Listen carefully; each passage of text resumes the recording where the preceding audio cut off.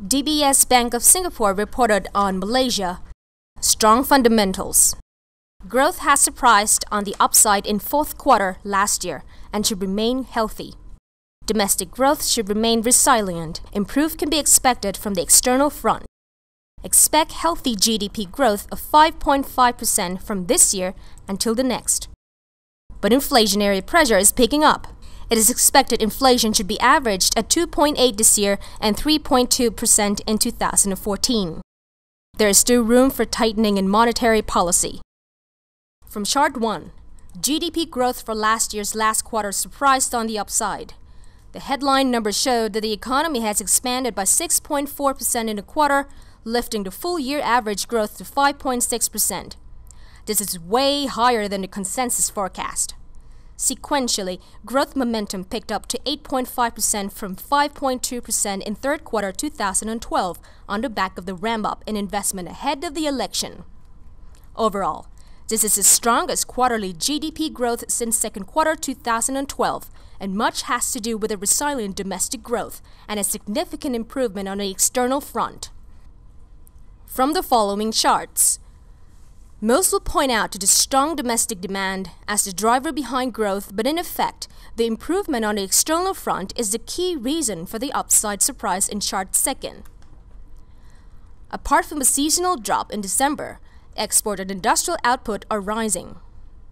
Such upward trends came on the back of a better global outlook. As it is, the risk from Europe has stabilized. The U.S. recovery, albeit proceeding slowly, remains on track. Growth momentum in Northeast Asia has been healthy in the fourth quarter last year.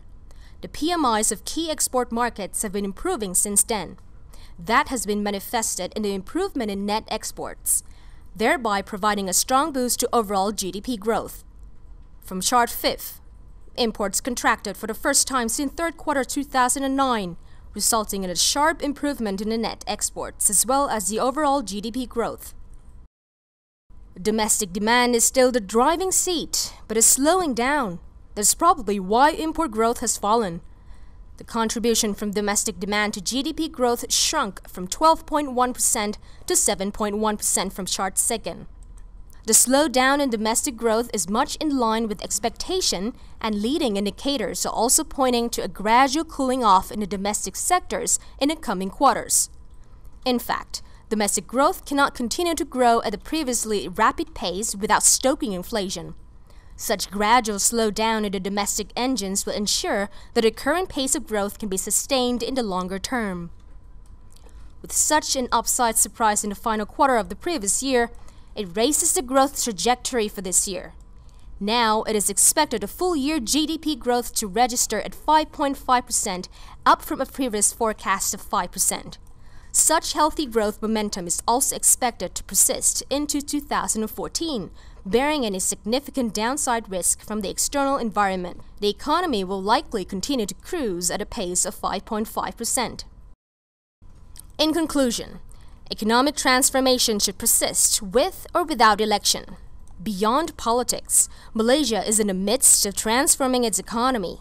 The new economic model that was announced in conjuncture with the 10th Malaysia Plan in 2010 seeks to achieve an average GDP growth of 6.5% per annum over 2011 to 2020 and double per capita income to $15,000, up from $7,500 back in 2010.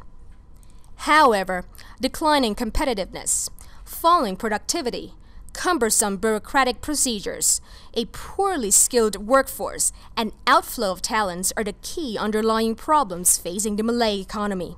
As a result, Malaysia has found itself sandwiched between lower-cost producers such as China, India, and Vietnam, and more developed Asian economies such as Singapore, Taiwan, and Korea over the last 2 decades.